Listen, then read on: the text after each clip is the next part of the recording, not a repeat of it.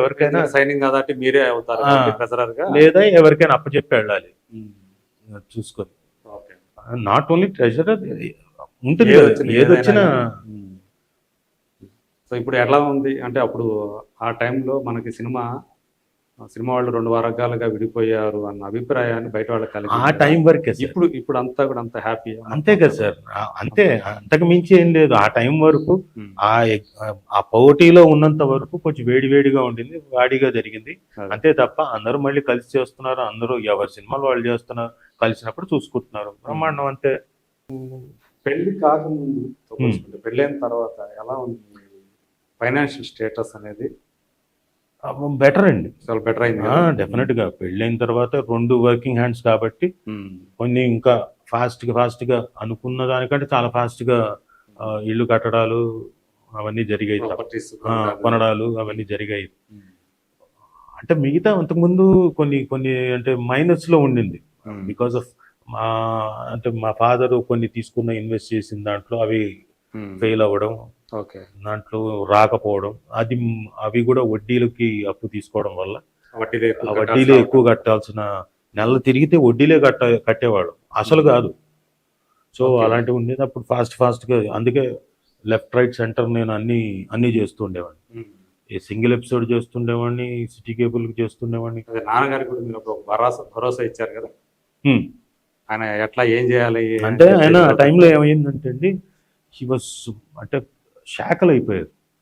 అంటే బాగా ఎమోషనల్ గా, ఇదేంటిది నేను చెయ్యాల్సిన వాడిని, ఏదో కొంచెం సూసైడ్ దీనికి అనుకున్నాడు.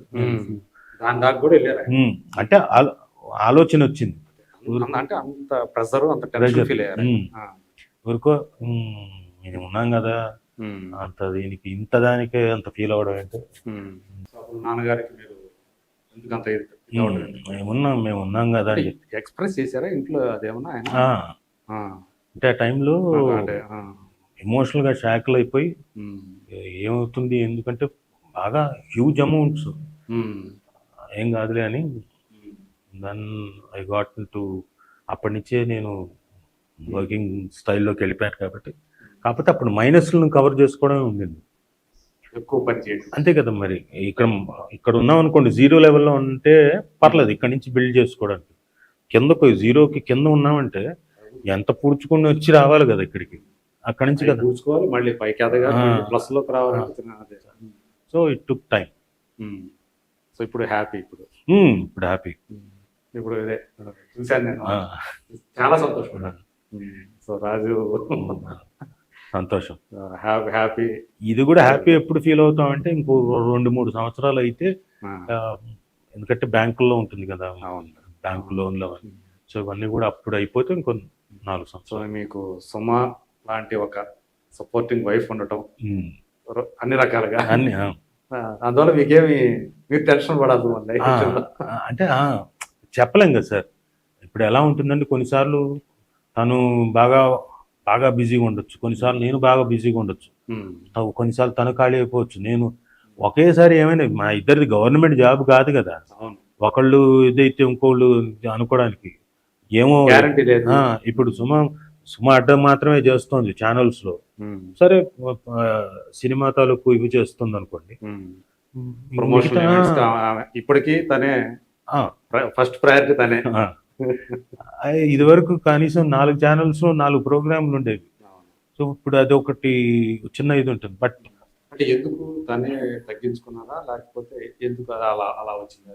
తనంతకు తనే మిగతా వాడు కూడా, వేరే వాడు కూడా వస్తూ ఉండటం వల్ల అలా అని కాదు, మిగతా వాళ్ళు వస్తున్నారు కాబట్టి తను తగ్గించుకోవడం అలా కాదు, తనంతకు తనే తగ్గించుకుంది. పిల్లల కోసం ఒకటి, ప్లస్ తనంతకు తను ఒక ఛానల్ ఎస్టాబ్లిష్ చేసుకుంది, సుమ అని. అది వాళ్ళు వేరే ఛానల్, అంటే వాళ్ళకి తమడా వాళ్ళతో ఎవరితో ఉండింది, తమడా కాదు వేరే ఇంకోటి ఏదో ఉంది. ఏంటంటే అది మనకి ఈ నెట్ దీంట్లో ఉంటుంది, మ్యాంగో కాకుండా ఇంకోటి ఉండేది కదండి, తమడా, అలాంటి వాళ్ళతోటి. సో వాళ్ళతో అప్పుడు సుమక్క అని ఉండింది, కాకుండా వాళ్ళ నుంచి బయటకు విడిపోయిన తర్వాత సుమాని తను పెట్టుకుంది. సో సో అందులో తను ప్రోగ్రామ్స్ చేస్తాను. తనకు తను ఫెస్టివల్స్ ఫర్ జాయ్ అని మధ్యలో కొంత సోషల్ సర్వీస్ లాగా ప్రోగ్రామ్. లాంచ్ చేసేటప్పుడు కూడా ఏదో ఒక థీమ్ తో లాంచ్ చేశారు కదా అది. అది ఇంకా చిన్నపిల్లలకి స్ట్రెస్ బస్టర్స్ అని, పెద్దవాళ్ళకు గేమ్ షో, అలా కొన్ని చేస్తోంది. ఓకే. సో సో తను సొంతంగా అది ఒకటి పెట్టుకోవటం, ఉమ్, దీనికోసం తగ్గించేసి తనకు తన ప్రమోషనల్ యాక్టివిటీ ఉంటుంది. ఇంకా ఏవో ఉంటాయి, ఇంటిగ్రేషన్స్ ఏవో ఉంటాయి, FIA ఫుడ్స్ వాళ్ళది, ఇలాంటి వాళ్ళది అన్నీ చేస్తుంటుంది. తను అంత బాగా 4-5 ప్రోగ్రామ్స్ షోస్లో బిజీగా ఉన్నప్పుడు పిల్లలకి టైం కేటాయించగలిగేవారు తను? తనకి ఎలా అంటే మార్నింగ్ నుంచి ఈవినింగ్ వరకే తన టైం. ఓకే. మళ్ళీ రాత్రిపూట సమస్య లేదు. ఏదో ఒక రోజు అంటే అది ఫ్రైడే సాటర్డే ఉంటాయి కదా, సినిమాలు ఉంటాయి కదా మనకి ప్రీ రిలీజ్లు, ఆ ఒక్క రోజు తప్ప మిగతా అన్ని రోజులు సాయంత్రం 5:30-6 గంటలకు ఖచ్చితంగా ఇంట్లో ఉంటుంది. ఓకే, అది మెయింటైన్ చేసుకుంటూ వచ్చారు పిల్లలను చూసుకుంటూ. అందువల్ల ఎప్పుడు కూడా ఇబ్బంది పిల్లలు ఎప్పుడు అది ఫీల్ అవ్వాల? ఎప్పుడు లేదు. ఒకవేళ అది లేదు అనుకున్నా కానీ స్టార్ మహిళ ఉండే రోజుల్లో కొంచెం లేట్ అవుతున్న పిల్లల్ని డైరెక్ట్గా సెట్లోకి తీసుకొచ్చేసేవాడు. ఓకే. సో అక్కడే వాళ్ళు ఆడుకుంటూ ఉండేవాళ్ళు. సో ఎప్పుడు మదర్ మా మీద ఆ ఫీలింగ్ ఎప్పుడు కలగలేదు. అమ్మని మా కోసం టైం కేటాయించట్లేదు అనే ఫీలింగ్ ఎప్పుడు లేదు, ఎప్పుడు కలగనివ్వలేదు. సో మీకు అంటే స్టార్ మహిళ అన్నారు కాబట్టి 12 సంవత్సరాల పాటు నిర్విరామంగా ఒక షోని రన్ చేసినటువంటి హోస్ట్ గా ఒక రికార్డు సృష్టించారు ఇండియాలో. దానికి అలాగే అనిపిస్తుంటది? చాలా గ్రేట్ సార్. నేనైతే ఐ విష్ గిన్నీస్ కూడా రావాలని. ఎందుకంటే గేమ్ షోని, especially ladies game show 12 years అన్నది ఇంతవరకు ఎవరు చేయలేదు. ఓప్రా విన్ఫ్రీ గారి ఒక ఇది ఉంది, టాక్ షో. అది వీక్లీ వన్స్, అది గేమ్ షో కాదు, వీక్లీ వన్స్. బహుశా 30 years నుంచి ఉండేది. ఆవిడ గిన్నీస్ బుక్ వెళ్ళినట్టుంది. తర్వాత 6 రోజులు వారానికి, 6 రోజులు వారంలో ఒక ఆదివారం అంతే. 12 సంవత్సరాలు అంటే 12 సంవత్సరాలు, జస్ట్ ఇమాజిన్. అవును. అసలు అంటే మనిషికి చిరాకు రావాలి ఎక్కడో చోట, అంటే కొట్టేయాలి. అయిపోయి కానీ తనకు నేను అడిగామండి, నీకు బోరు కొట్టలేదని. కాదు, అక్కడికి వచ్చే వాళ్ళతో నాకు చాలా ఇంటరాక్షన్, చాలా ఆనందంగా ఉంటుంది. అక్కడ వచ్చే వ్యక్తులు మారుతా ఉంటారు ఎప్పటికప్పుడు. అవన్నీ భిన్న మనస్తత్వాలేగా. అవును, డెఫినెట్ గా భిన్న కథలేగా. కాబట్టి నాకు ఎప్పుడు హ్యాపీగానే ఉంది. గ్రేట్. కాకుండా కొన్నిసార్లు చిరాకు రావచ్చు, బట్ అవన్నీ కూడా లేకుండా చేసుకోవడం కష్టం. అండ్ ఒక్కసారి చాలా ఇబ్బందికరమైన సిచ్యువేషన్ లో ఉండిందండి. నా ఓన్ ప్రొడక్షన్ మాదే, అంటే సుమారు మనస్విని మూవీ మ్యాజిక్ క్రియేషన్స్ తర్వాత పెట్టారు లేటెస్ట్ గా. సుమా రాజీవ్ క్రియేషన్స్ బ్యానర్ పైన మేము జీ వాళ్ళకి లక్కు కిక్కు అనే ప్రోగ్రామ్ చేస్తున్నాం. నేను సుమా ప్రొడ్యూసర్స్, సుమే యాంకరింగ్. అయితే మొత్తం అంతా చేస్తున్నాం. ప్రోగ్రామ్ అంతా జరుగుతోంది. మా అంకుల్ అప్పుడు ఏమైందంటే పోయారు ఆ టైంలో, మామగారు. సో కేరళ వెళ్ళాము. అయితే నాకు ఆ వీక్ టెలికాస్ట్ ఎపిసోడ్ లేదు.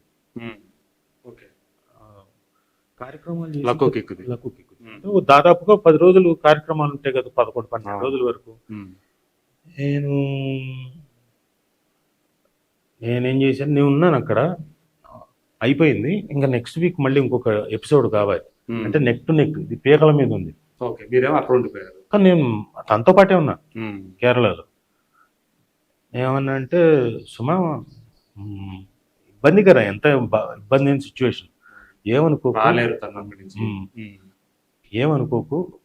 నేను ఇక్కడ ఉంటాలే, నువ్వు వెళ్ళి ఒక ఎపిసోడ్ చేసి వచ్చేవా. నాకే చాలా అసహ్యం అనిపించింది నా మీద. అక్కడ వీళ్ళలో ఉంటే రెండో రోజుకో ఎప్పుడుకో వెళ్ళి వచ్చేవా అని అడగడం నాకే అసహ్యం అనిపించింది. తప్పలేదు. కాకపోతే అంటే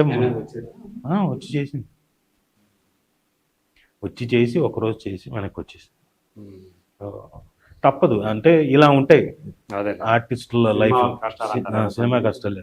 అంటే ఆర్టిస్టుల లైఫ్లు ఇంతే. మా అమ్మ పోయింది ఇక్కడ, నేను LNTలో ఉన్నప్పుడు.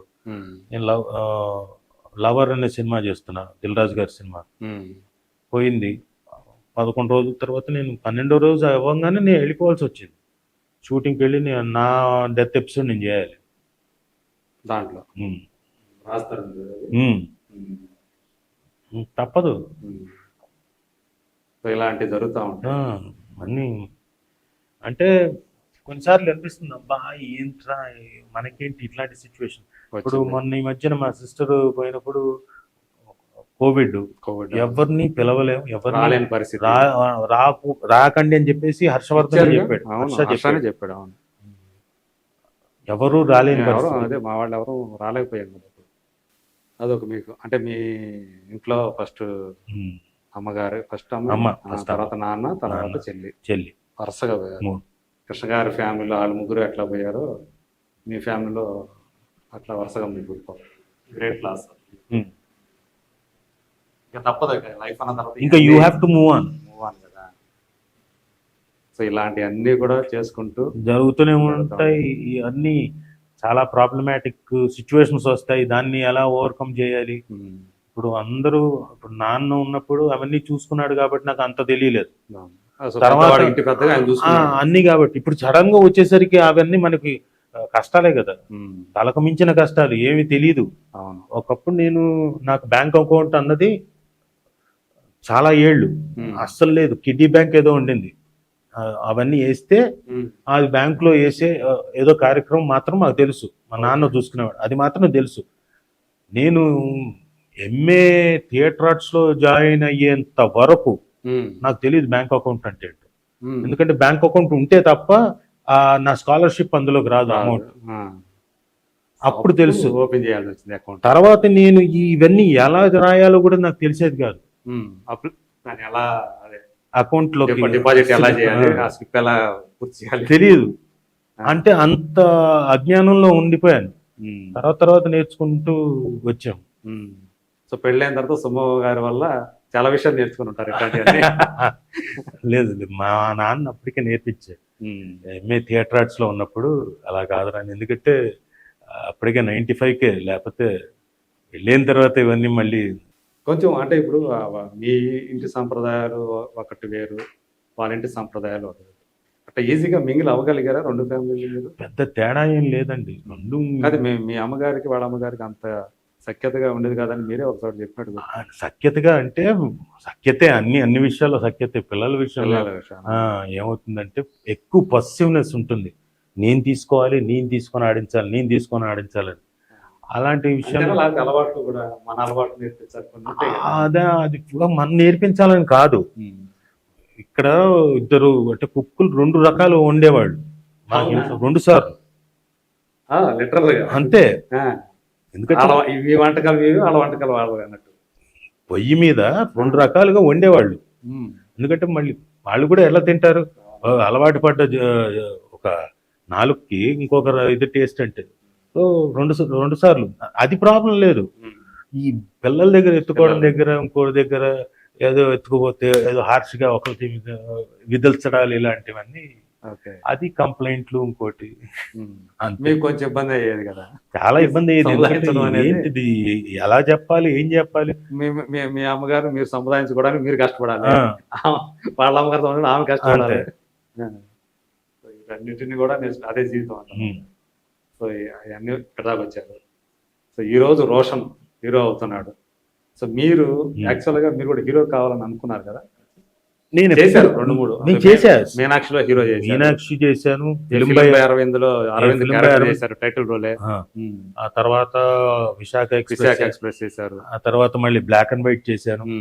దాదాపుగా ఒక 6-7 సినిమాలు హీరోగా చేశాను. ఫస్ట్ థింగ్ ఏంటంటే నేను ఎప్పుడు హీరో అవ్వాలనుకోలేదు. ఆర్టిస్ట్ యాక్టర్ అవ్వాలి. అది ఎందుకో చిన్నప్పటి నుంచి మా నాన్న అలా నూరిపోసాడు. ఆ నూరిపోయడం వల్ల ఏంటంటే, లేకపోయింటే ఒకవేళ హీరో అవ్వాలనుకుంటే ఆ టైంలోనే నేను ఈ జిమ్ ఇవన్నీ, జీవి నారాయణరావు గారు నన్ను, మరి మీ నాన్న అలాగే అంటాడు, 100 రూపాయలు అడ్వాన్స్ ఇచ్చాడు, రే ఇది తీసుకో. ఇప్పుడు ఆపరేషన్ లేకుండానే మోకాళ్లకు ప్లాస్మా ట్రీట్మెంట్, మీ ఆర్థోపెడిక్ సమస్యలన్నిటికీ రోబోటిక్ టెక్నాలజీ ద్వారా తక్కువ ఖర్చుతో శాశ్వత పరిష్కారం, ఫ్రీ కన్సల్టేషన్, ప్రతి ట్రీట్మెంట్ పై 20% డిస్కౌంట్. ఈ ఆఫర్ కొద్ది రోజులు మాత్రమే, త్వరపడండి. V9 hospitals 9281465842.